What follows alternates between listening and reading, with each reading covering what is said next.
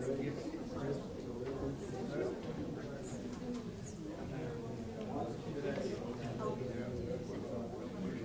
morning, ladies and gentlemen, and I hope everybody's off to a good start today.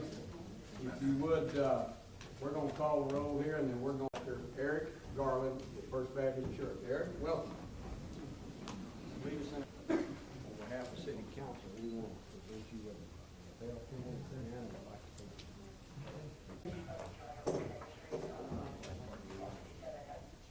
Paul, you want to join me here? Ladies and gentlemen, we have an employee recognition here, and Mr. King, would you like to join us, sir? This seems to have your name, Kreger. Chief, you got the same? I got it. Okay. I'm going to turn it over to you, Chief. Very good.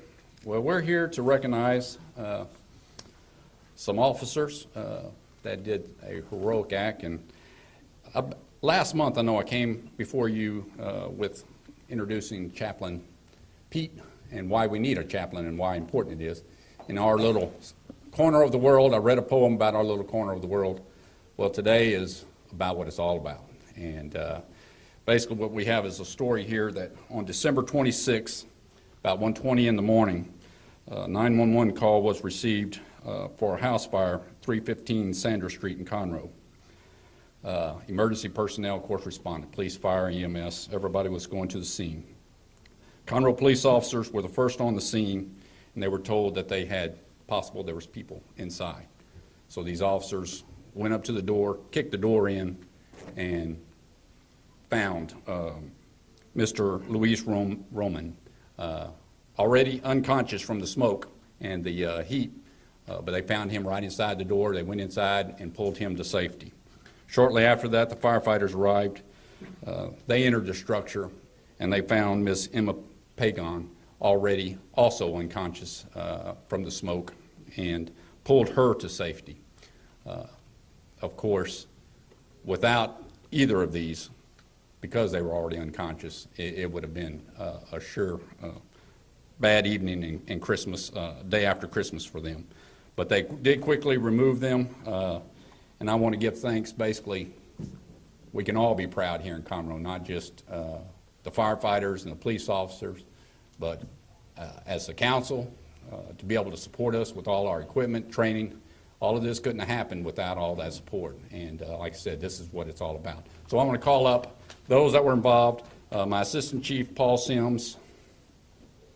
Battalion Chief Joe Miller was in charge that day. And Police Chief Philip Dupuy.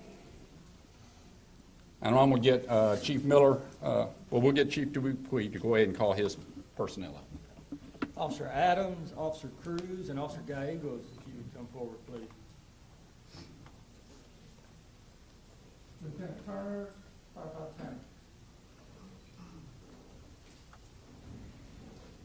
Chief Miller, you want to add anything to this? Yes, sir. This is really the result of a big effort, starting with the city, the fire department in general, and then a shift in two guys that were able to take all this equipment and training and actually make the decisions and put it into action at a really hectic and chaotic scene like they all are. And they did a good job. We're proud of them. Thank you.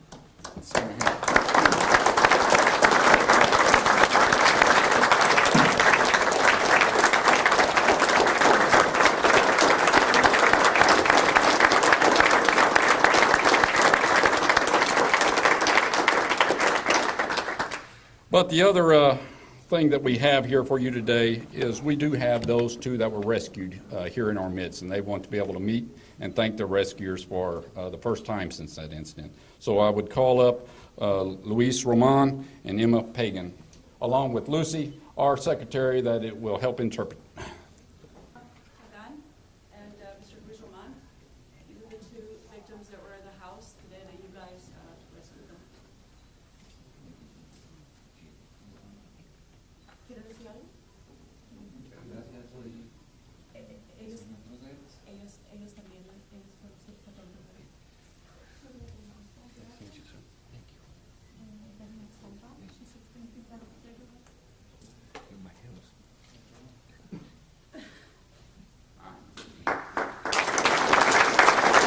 Did y'all get pictures? We get some more? All right, let's go ahead and get them right up here in the middle. Going into fires, we train different ways, and for them to just be able to want to go do something that these guys do, wearing polyester on your back means a lot, that they would just risk themselves to go in and do it. And it's a good thing that these guys are coming quick behind, and they know the right things to do, and it makes me proud to be part of this. Thank you, guys.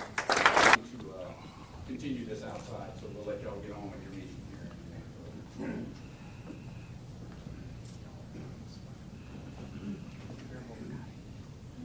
All right. Y'all like to say anything?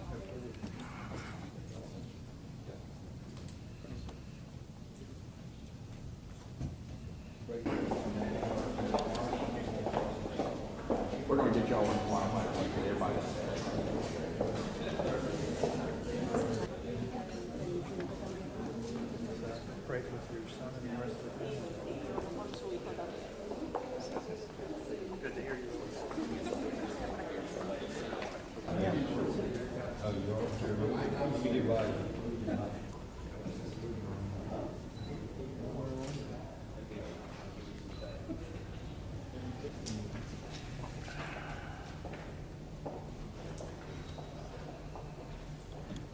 ¿Qué recuerda el día del incendio?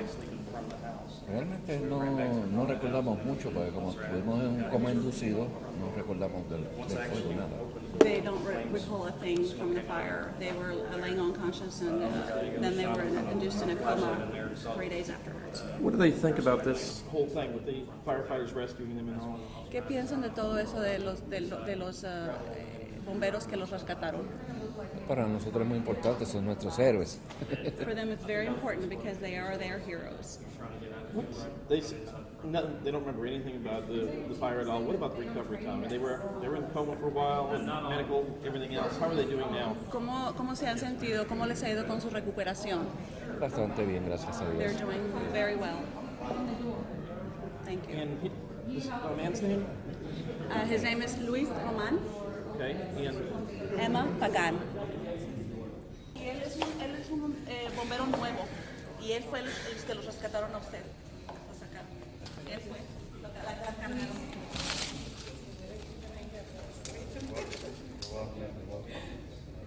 Que de nada dicen ellos. She said that you guys are heroes. What do you mean? Sí. Dele una maceta mejor el chaco también lo cargo.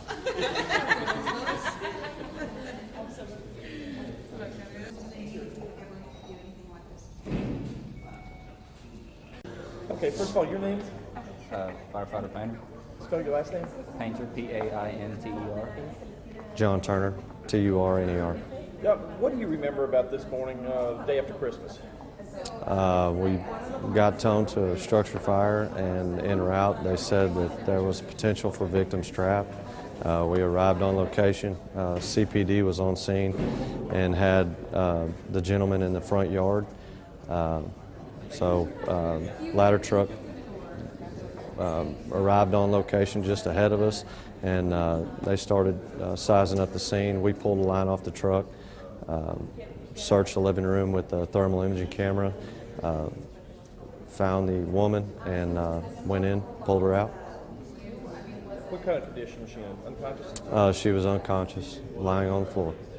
And the fire pretty intense on the fire? Yes, sir. There was a fire on in the back bedroom, and heavy smoke conditions coming out of the front door.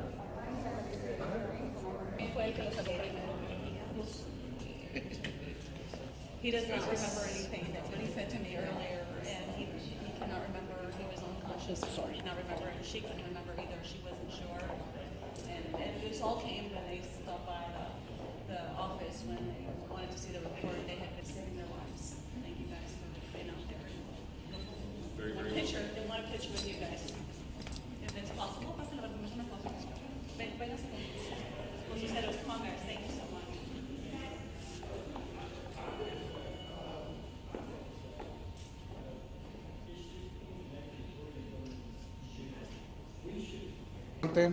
I'm the son of Emma Pagan and Luis Roman. thank you very much, and God bless you all. But my mom is alive that time, and that is I'm very, very happy now. But we know we got the right people, the good people, to help the people, right? And I'm thank you for that, and God bless you all. Thank you very much. That's it. What's your first and last name? My name is Juan Jimenez. Okay. Yes. Okay, and you're their son? Yes. Yes. Okay.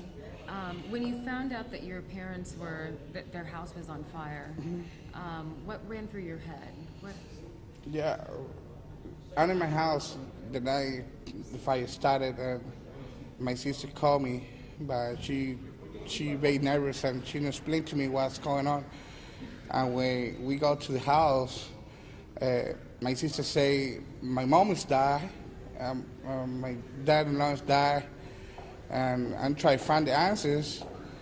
And the chief in Conroe told me, the chief of the fire department told me he's in the ambulance ready, but nobody knows what's going on.